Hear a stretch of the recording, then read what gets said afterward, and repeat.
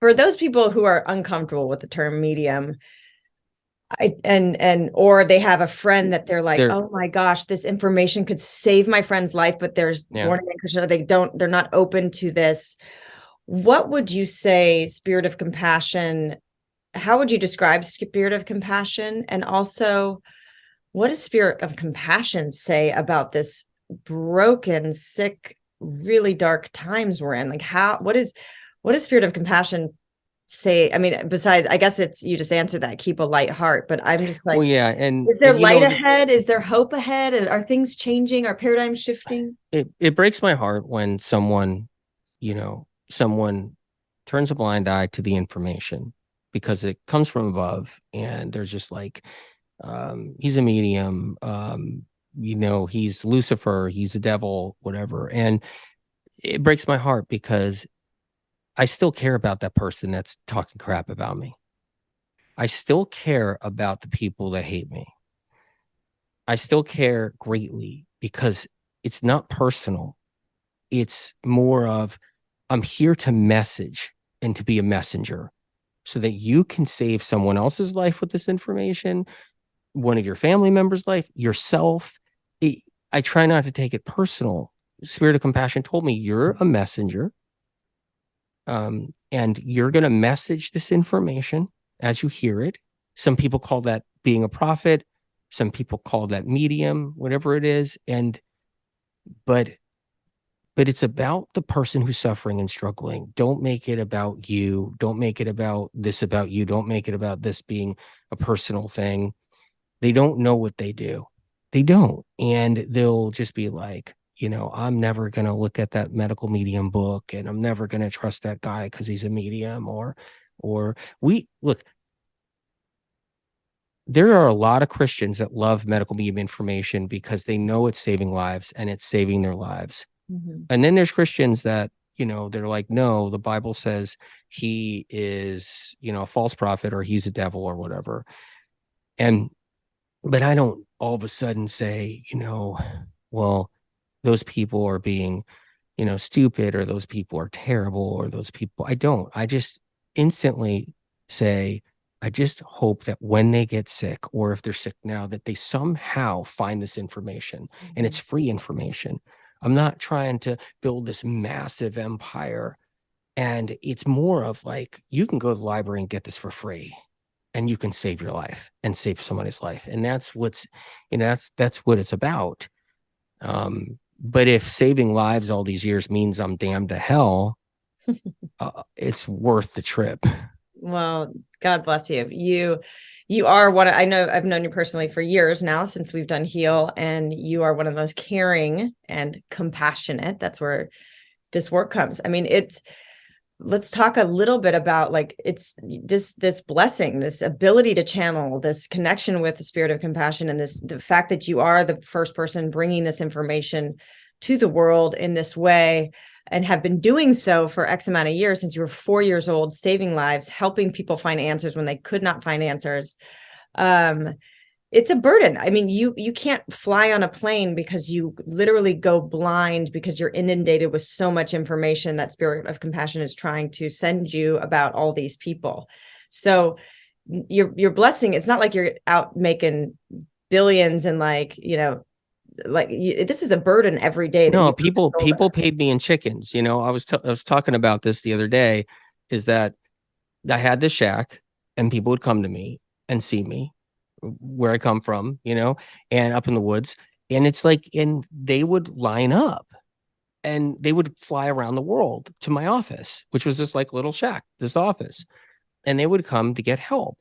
And people would pay me in apples. They would just bring a basket of apples. And I had an assistant that I could barely pay anything because I was paid in chickens and apples. People that had no money, they had nothing. And they would just be like, here's a whole bunch of dried herbs. Here's a basket of this. And what happened is, we had this like storage spot outside, and it would fill up with all these things and presents and stuff. But I wasn't getting paid enough money. It'd be somebody would give a donation of $5 or $10. But it was this where it was like, there's only so many chickens I can have. I wasn't eating chicken. and the And you don't chickens, eat eggs. I don't eat eggs, and I let the chickens go all around the yard. And then I was like, well, now I need money to fence these chickens in over here because I don't want these chickens getting hurt or going too far. So now it's like I was hoping people had enough donations as I was helping them heal, giving them blasts of light, helping them in so many ways. And so eventually I have enough for some chicken wire. But this is how it works. It's like some people laugh at me and they'll be like, he hears a voice. Meanwhile, life-saving information comes from the voice I've been hearing since I'm age 4, constantly.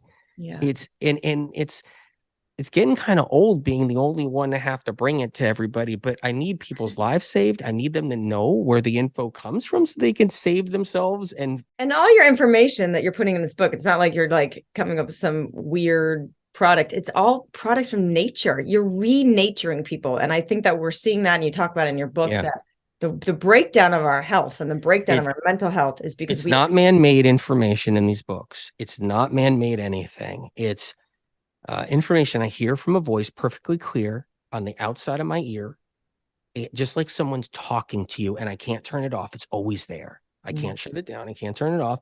And that voice is giving me information that I have to write down. That's why the medical medium books are, if you put these volumes together, and I'm not insulting any health authors out there, but I hear it all the time. People who have looked at all the vegan doctor books and the other doctor books and the keto doctor books, and they've read those, and then they find the medical medium books and they're like, dear Lord, why are these packed with nothing but incredible advanced medical information? And who can write these? And here's the thing, and I say it every time, I'm not a smart guy, and I mean that. Like, I am not that smart of a guy at all. In fact, like, here's the thing. If I don't hear it from a voice, am I a genius? Am I just an incredible genius? No, I'm not. And I could promise everybody I'm not a genius, okay? And so I'm like a regular person. I got a skin on me that can take a licking and keep on kicking, but I'm a regular person that has to take the information, message it to people, get it into the books, write it word for word. It's not man-made. And that's why everything happens with clarity. Like, when people find the information, it's like clarity. If they could get past the fact that it comes from above and not a scientific study. But I tell people who are like the critics and naysayers, just remember this: science research is taking so much of medical mediums information. The clinics are taking it. They're putting it now online. They have no research papers to back it up. I know, I have a team of people looking into it. They're taking published information from all my books right now, and they're putting it online right now. Clinics that never had the information before, it was published first here.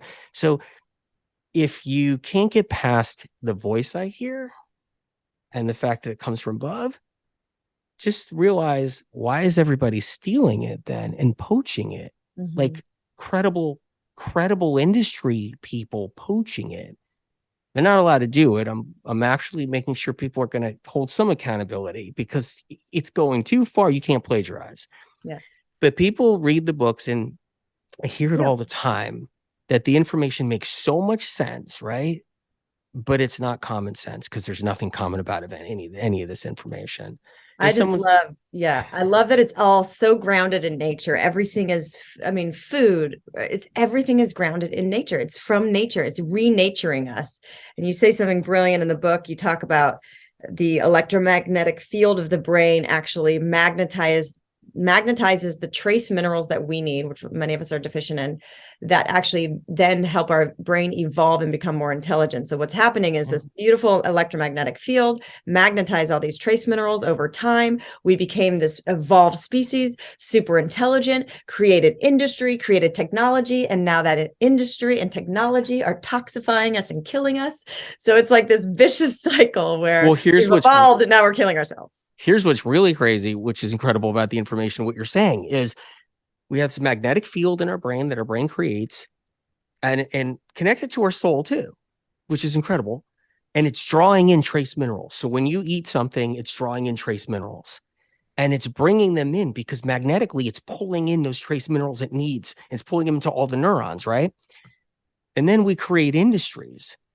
that leach out toxic heavy metals from everything from pharmaceuticals to everything from air fresheners that are plugged in, from everything to scented candles to everything. We're then breathing in and eating all of this toxic heavy metal. And then our magnetic field draws in the metals too. Our magnetic field actually magnetically draws in all the toxic heavy metals along with the trace minerals we need. And so our brains are getting filled with the toxic heavy metals. Yeah.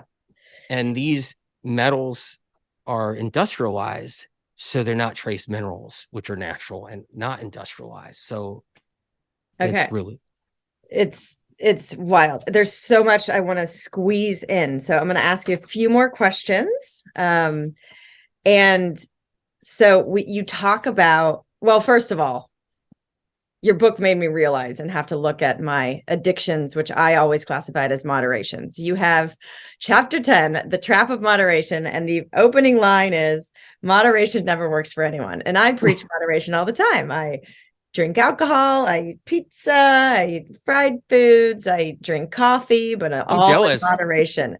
Well, and I'm healthy now, but again, if I'm honest with myself, my brain's been burnt out for a long time. I'm a high functioning, moderate addict or whatever it is. But like, so again, I've learned on a deep level what alcohol is doing to my brain, what caffeine is doing to the brain, and the 4 causes of addictions you go into. And then on top of those 4 causes, then the addiction of we're basically addicted to the adrenaline that's released when we take caffeine or we drink alcohol, which is supposed to help our brains mask these symptoms that are causing the toxicity that's causing us to have these effects. So we're addicted to adrenaline. So and everybody has a scale. Like they can do the espressos, they can do the coffee, they can do the coffee drinks, they can put double espressos in their coffees, they can do all this stuff. And then eventually they got these panic attacks, problems and sickness, and all this stuff happens because their immune system finally tanked and the scale tipped, right? But everybody's at a different level, a different scale where they can handle it for a while. And there's some people chronically sick, you give them espresso and they're in the emergency room, right? So it's amazing how it works. I'm just glad you still like me, because the alcohol industry hates me, the caffeine industry hates me, the cacao industry hates me, the psychedelic industry hates me, all the psychedelic people hate me now because I'm not for psychedelics. They all say, no, I had the best experience. You can't tell me I didn't have the best experience of the psychedelic. And, and I'm like, I'm not saying you didn't have the best experience. I'm just saying, here's what it's doing to you and gonna do to you. So they hate me. The apple cider group hates me. Every apple cider vinegar group, like I'm hated by all these industries and groups in the alternative industry. And it's part of why, I get the bad raps out there. But the point is, I'm glad you still like me. Thank you for listening to the Heal Podcast. Be sure to tune in for more empowering wisdom and inspiring healing stories. Oh, and make sure you hit the follow button on Apple, Spotify, or wherever you listen to podcasts so you don't miss that one episode that holds the answer you've been searching for. And if you feel inspired, we would love you to rate and review us so that we have the opportunity to reach more people. And of course, you can follow us on Instagram for some behind the scenes fun and more inspiration at @Heal Documentary and @Kelly Gores. Thank you so much and be well.